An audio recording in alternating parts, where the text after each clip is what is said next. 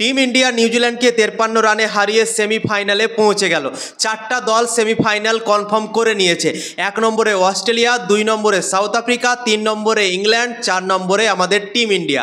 তো আমাদের আজকে মেন্স ক্রিকেট দল অস্ট্রেলিয়ার কাছে হেরে গিয়েছে, কিন্তু আমাদের মহিলা ক্রিকেট দল আজকে নিউজিল্যান্ডকে 53 রানে হারিয়ে দিয়েছে। অনেক বড় মার্জানে হারিয়ে সেমিফাইনালে কোয়ালিফাই করে গিয়েছে।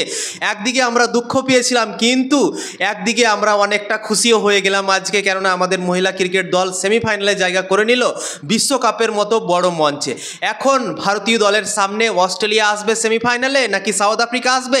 25 তারিখে সাউথ আফ্রিকা আর অস্ট্রেলিয়ার মধ্যে খেলা আছে।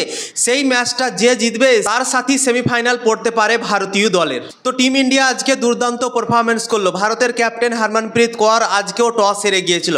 ভারতের মহিলা ক্রিকেট দল এই বিশ্বকাপে 6টা ম্যাচ খেললো, 6টাতেই টস হেরে গিয়েছিল। আজকেও টস হেরে প্রথমে ব্যাটিং করার সুযোগ পেয়ে গিয়েছিল। নিউজিল্যান্ড টসে জিতে বোলিং করার সিদ্ধান্ত নিয়েছিল। আমাদের দুই ওপেনার স্মৃতি মান্ধানা এবং প্রাতিকা রাওয়াল দুর্দান্ত অসাধারণ ক্রিকেট খেললো, বিধ্বংসী মিজাজে ব্যাটিং করলো। 212 রানের পার্টনারশিপ করেছে এরা দুজন 201 বল খেলে, এবং দুজনই সেঞ্চুরি করে ফেলেছে। প্রাতিকা রাওয়াল 122 রান করেছে 134 বলে, 13টা 4, 2টো ছক্কা মেরেছে। স্মৃতি মান্ধানা যে ভারতের সব থেকে বড় ব্যাটসম্যান, সব থেকে ভালো ব্যাটসম্যান, সে করেছে 109 রান মাত্র 95 বল খেলে, 10টা 4 মেরেছে, 4টা ছক্কা মেরেছে। দুর্দান্ত ইনিংস খেলেছে এই দুজন, এবং ভারতীয় দলকে এমন একটা জায়গায় পৌঁছে দিয়েছিল কি ভারতীয় দল অনেকটা বড় স্কোর করতে পারতো, এবং সেরকমই হলো। পার্টনারশিপ ভাঙলো 212 রানের পর স্মৃতি মান্ধানা আউট হলো। তারপর 3 নম্বরে ব্যাটিং করতে পাঠিয়ে দিয়েছিল জেমিমা রড্রিক্সকে। জেমিমা রড্রিক্সও 55 বলে 76 রানের ইনিংস খেললো, 11টা 4 মেরেছে। দুর্দান্ত সেও ক্রিকেট খেলেছে, এবং রান রেটকে ভাই কমতে দেয়নি, সে রান রেটকে আরও বাড়িয়ে দিয়েছে।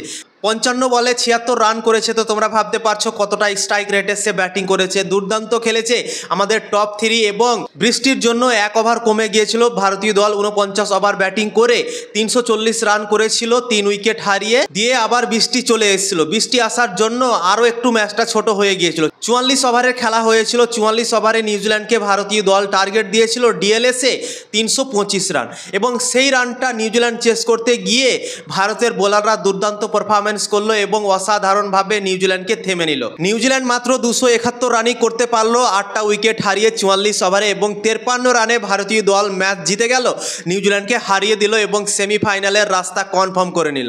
তো ভারতীয় দল পৌঁছে গিয়েছে সেমিফাইনালে। দুর্দান্ত বোলিং পারফরমেন্স করলো আমাদের প্রত্যেকটা বোলার। প্রাতিকা রাওয়ালও আজকে ভাই উইকেট পেয়েছে, তাকেও বল করিয়েছিল Harmanpreet Kaur.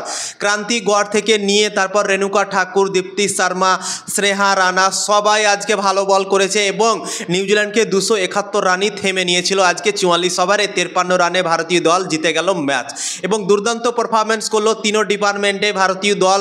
Bowling, batting, fielding সব জায়গায় দুর্দান্ত অসাধারণ ক্রিকেট খেললো আজকে, এবং 3টে ম্যাচ লাগাতার হারার পর ফাইনালি টিম ইন্ডিয়া জিততে পারলো ম্যাচ, এবং নিউজিল্যান্ডকে হারিয়ে সেমিফাইনালে পৌঁছে গেল।